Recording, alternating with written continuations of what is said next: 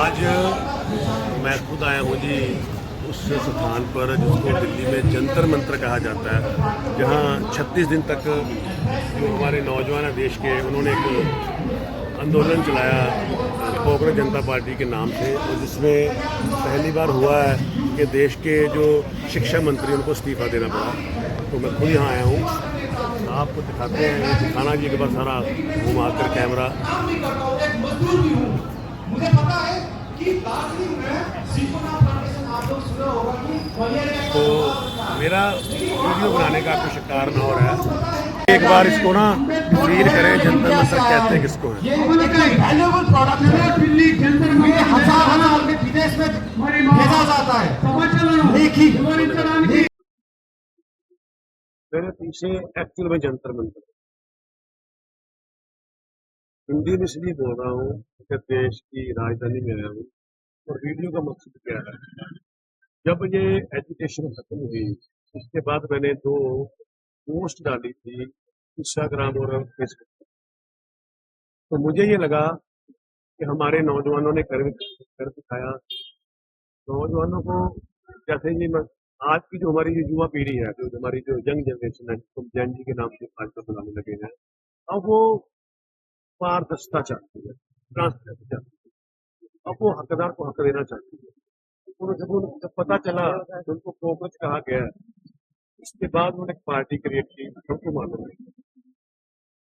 उसके बाद आंदोलन चला और नीट का पेपर लीक हुआ, और नीट के पेपर लीक होने के बाद माननीय प्रधानमंत्री जी के हस्तक्षेप से हमारे जो धर्मेंद्र प्रधान जी को इस्तीफा दिया, मुझे पहली बार। तो इसके लिए उन नौजवानों को सलूट, सारी युवा पीढ़ी को सलूट जिन्होंने कर दिया। लेकिन अब जब मैंने इसकी पोस्ट डाली तो मैंने देखा कि हमारे माननीय प्रधानमंत्री श्री नरेंद्र मोदी जी ने बड़ी दूरंदेशी से काम किया, क्योंकि उनके पास एक पूरा CID विंग है, इनपुट्स होती हैं इंटेलिजेंसी की। जिन लोगों ने मंडल कमीशन का संघर्ष देखा है, एजुकेशन देखी है, उनको पता होगा तो उस एजुकेशन में किसी ने अपने ऊपर तेल डालकर आग लगा ली थी या किसी ने लगा दी थी, ये मालूम नहीं, लेकिन स्थिति बड़ी भयानक हो गई थी। उसके बाद वो आग फैल गई, तो आंदोलन बहुत देश में, पूरे देश में फैल गया। इस आंदोलन में भी अगर मान लीजिए मोदी जी की जगह पर चाइना का प्रेसिडेंट होता, शी जिनपिंग, जहाँ पुतिन साहब होते हैं रूस के, जहाँ नॉर्थ कोरिया का प्रेसिडेंट होता, अगर वो अड़ जाता, मैंने इस्तीफा नहीं दिलवाना, तो होता क्या, संघर्ष बढ़ता, बच्चे और एजुकेट करते, बच्चे और क्लास में आते, खुदा ना खास्ता कोई नुकसान हो जाता, बच्चे की जान चली जाती, क्या होता, संघर्ष बहुत होता, देश में फैल जाता। ऊपर से 15 अगस्त आने वाले, और ऊपर से ये मैं दावे के साथ कहता हूँ, आज मैं जंतर मंतर में आया हूँ, मैं 3-4 घंटे यहाँ पर लगाए हैं, तो पुलिस वालों से मिला, मिलिट्री पर्सन से मिला, लोग जो यहाँ पर देखने आ रहे हैं उनसे मिला, अभी आपने देखा कि वहाँ पर और एजुकेशन चल रही है, उनके नुमाइंदों से मिला। उस एजुकेशन में जो एक्चुअल डॉक्टर बनना चाहते लोग हैं वो 10-15% स्टूडेंट, मोस्टली 30 से 40% थे, बाकी तो विभिन्न राजनीतिक दलों के कार्यकर्ता थे या और लोग थे। आप देखो ना, उस संघर्ष में देश के प्राइम मिनिस्टर को डायरेक्ट गाली दी जा रही है, मां की बहन की गाली दी जा रही है, और गंदे गंदे स्लोगन लेकर कुछ कैंडिडेट वहां फिर रहे हैं, कोई हाथ में नैपकिन लिए पड़ रहा है, पुश कर रहा है, तो वो ऐसे स्टूडेंट नहीं करते। तो हमने जो लिखा कि स्टूडेंट होना अलग बात है, लेकिन उस स्टूडेंट की आड़ में जो और लोग उसमें घुसपैठ करके थे, उनका मकसद कुछ और था, मंतव्य कुछ और था। अब आप अपने आप को प्राइम मिनिस्टर या किसी एडमिनिस्ट्रेटर की जगह पर रखकर देखें, जिस पर प्रेशर हो। देश के युवा सड़कों पर बैठे थे, 36 दिन से संघर्ष चल रहा था, नीट का पेपर लीक हो गया था, उन पर कितना प्रेशर होगा इस मुद्दे को जल्द से जल्द खत्म किया जाए। तो खत्म करने के लिए उनको जो अच्छा लगा, उन्होंने एजुकेशन मिनिस्टर का इस्तीफा दिलाया और मौके को संभाला। तो मेरे ख्याल से फिर से कहता हूँ, ये बहुत अच्छा फैसला था कि उन्होंने संघर्ष को खत्म कर दिया।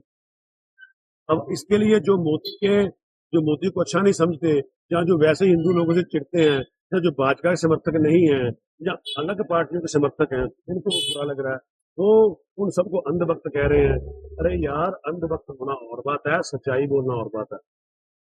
अगर हम बात करें आरक्षण की, तो आप देखो 75 साल हो गए हैं, आज भी आज भी जो बंदा एक बार आरक्षण ले लेता है उसकी पीढ़ी लेती जा रही है। जब आपने एक बार रिजर्वेशन का बेनिफिट देकर अपने आप को जज बना लिया, डॉक्टर बना लिया, कोई पॉलिटिकल पावर ले ली, उसके बाद छोड़ दो। पर नहीं, अब जनरल क्लास का बच्चा जिसने नीट का एग्जाम देना है, वो 720 में से अगर 550 नंबर लेता है तो मुश्किल से जाकर उसको सीट मिलती है किसी सरकारी कॉलेज में। तो प्राइवेट का खर्चा 1 करोड़ के आसपास है। अब वो बंदा जो मिडिल क्लास बंदा है, जो प्राइवेट का 1 करोड़ का खर्चा भर नहीं सकता, और उसका बच्चा इतना सुपर इंटेलिजेंट नहीं है कि 700 से 600 नंबर ले जाए, तो डॉक्टर बन ही नहीं सकता। और दूसरी तरफ जो रिजर्व कैटेगरी है वो 40% मार्क्स लेकर डॉक्टर बन रही है। तो क्या मतलब हुआ इसका? एक और प्रॉब्लम है, अगर कोटा सिस्टम वाले विद्यार्थियों की वो सीटें बढ़ जाती हैं, मान लीजिए जो जनरल क्लास वाले जो कोटा है उसमें सीटें खाली रह जाती हैं, तो कोटे वाला बच्चा वहां सीट ले सकता है। लेकिन अगर कोटा प्रणाली वाले बच्चों की सीटें खाली रह जाती हैं तो जनरल का तो वहां ले नहीं सकता। तो ये तो बहुत बड़ा धक्का हुआ ना। तो हम चाहते हैं कि जैसे ये पॉपुलर जनता पार्टी ने एक नीट पेपर लीकर के लिए एक संघर्ष किया है, अब सारे देश के युवा आगे आकर रिजर्वेशन हटाओ आंदोलन का हिस्सा बने। मैं उसका हिस्सा हूं, मुझे गर्व है। रिजर्वेशन हटाओ आंदोलन का हिस्सा बने, ताकि हम जात पात को खत्म करें, हमारे देश में सब एक हो, हमारे सब भाई बहन ही हैं। जात पात क्या होती, कुछ भी नहीं, सबको नंबर एक, कट ऑफ एक ही हो। मान लो 700 में से 550 नंबर लेने हैं, वो सबके लिए हो। हाँ, जो बंदा इकोनॉमिकली गरीब है उसकी पढ़ाई फ्री कर दीजिए, लेकिन नंबर एक लेना पड़े। इसलिए मैं मोदी साहब के फैसले से पूरी तरह सहमत हूँ कि मेरे जैसे जो लोग जो देश को बचाना चाहते हैं, जो चाहते हैं कि देश में दंगे ना हो, आपसी सद्भावना बनी रहे, वो सारे इसका वेलकम करेंगे। इसका वेलकम ही करना चाहिए। अगर वहां दंगे बढ़ जाते, देश भर में वो आग फैल जाती, तो बहुत नुकसान होता। उस आग को बचाने के लिए, उस नुकसान को बचाने के लिए अपने एक मंत्री का इस्तीफा दिलाकर सराहनीय काम किया है, उसकी प्रशंसा करनी पड़ती है। धन्यवाद। क्या है, रिजर्वेशन बचाओ, रिजर्वेशन बचाओ, बोलने का साथ ही धन्यवाद।